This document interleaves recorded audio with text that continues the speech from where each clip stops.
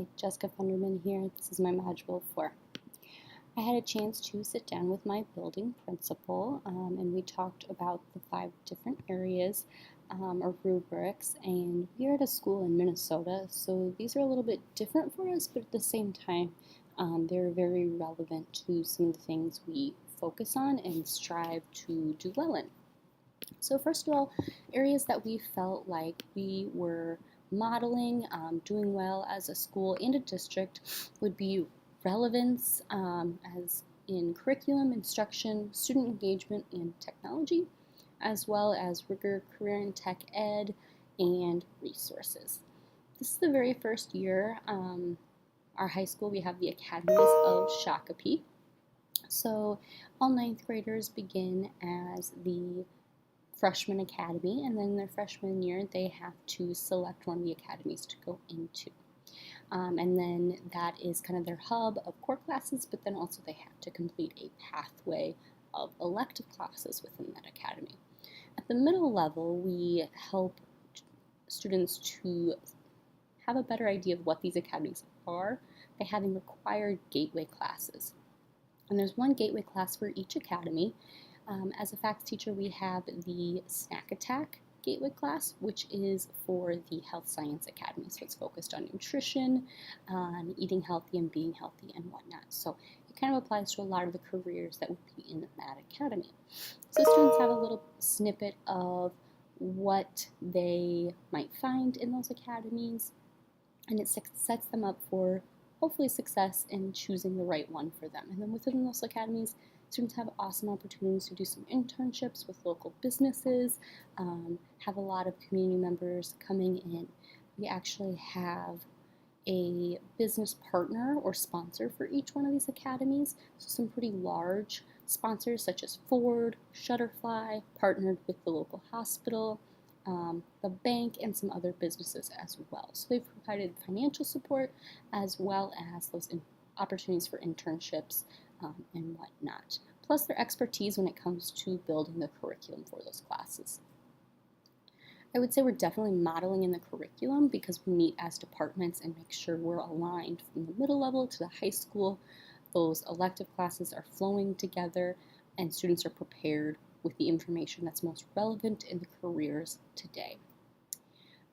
As for resources, we have a ton of awesome resources for each of those academies, but then technology-wise, we are at a one-to-one school.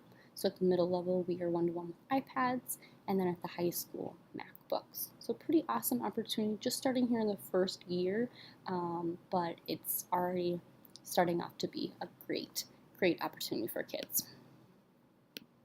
In the transitioning category, I and my building principal figured that our building relationships, like staff and students, was kind of transitioning with a shifting of grades. Last couple of years, we were 7th through 9th grade in this building, and now we are 6-8. So our 6th grade center closed, our 9th graders went to the high school, and that meant a lot of shifting with some of those staff members. So we're essentially a new staff even at the middle level this year. So there's a lot of relationships to be built, but we're doing a lot of things to help set us up for success. We are starting a new teaming model with having 2 6th grade teams, 2 7th grade teams, an 8th grade team. We have different committees throughout the building, such as a culture committee, with a sunshine committee that plans staff socials and whatnot, to really try and help bring us together as a staff, and then we can help support students as well. I haven't seen really a big impact for students in that transition of the grade levels. I think that we do a pretty good job building those relationships with students, but could always do a little bit better.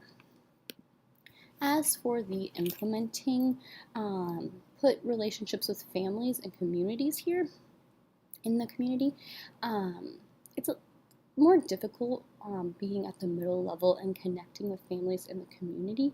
There just aren't as many activities that bring them into the building. So I think that's one area we could definitely grow. And then having a responsive culture. Our district, even though it has these awesome new academies, we've had some struggles with our leadership in the last few years. 2 years ago, our superintendent was fired, arrested for embezzling school money, didn't do the best job with the budget, so we are in a budget crisis right now. Hired an awesome new superintendent, and over the last year has kind of got us off on the right foot of rebuilding relationships and trust, especially with our community. But unfortunately, he passed away the week before school, so we are again in the process of trying to hire another superintendent. So I think things are starting to go in the right direction. There's just a lot to do to re-establish that trust and really the climate of the whole entire district. Some areas that I think would help the school improvement.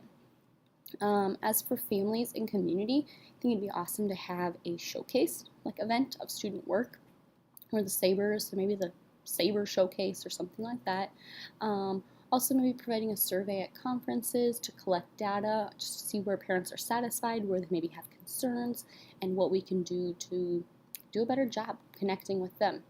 Positivity phone calls, I think setting up a system where teachers need to make 1 or 2 calls a week, and we make sure by the end of the year every family has been contacted in a positive way. A lot of times at conferences, it's not always the best conversations we have to have, unfortunately. So those positive conversations can really, really be helpful in connecting with family members. And then trying to bring in as many community members, professionals as possible. It's a little more difficult, I think, in the middle level. Some of our classes just run on quarter, long schedule, summer semester, and just, I guess, connecting and trying to find where we can make those fit and work. As for the leadership and district culture, obviously our budget needs to be evaluated, see where we can tighten a little bit, and what spending doesn't necessarily need to happen anymore.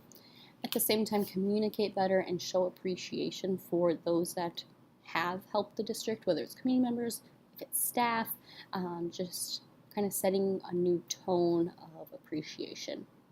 And then trust, just by being visible, I think, within the community, and then having whoever our new leader is going to be, having them be visible in each of the schools is really going to help with that trust aspect. And then celebrating good things that are happening, because there are some really cool things in our district. And unfortunately, a lot of what's been in the news is a lot of negative. So as much as we can celebrate what's happening and show that to the community, I think it'll kind of flip the view a little bit more positively. As I was talking to my administrator, and I've worked with him the last few years, I would say his 2 highest leadership styles would probably be democratic and a little bit laissez-faire. I say this because he lets kind of us as a staff plan some of the events or expectations or grade level routines and rules and whatnot, but sometimes he's a little bit hands-off and there's not a lot of direction or feedback necessarily, so we're not always held to be super accountable. So it takes a staff that has the drive to accomplish those things, and I've been a part of some different PLCs or teams where people do have the drive and those things get done, but then there's another one where people are just like, we want to get out of here. So I think sometimes that it's a little too hands-off, and there needs to be a little bit more direction given in situations. Okay. Thanks for watching my Module 4.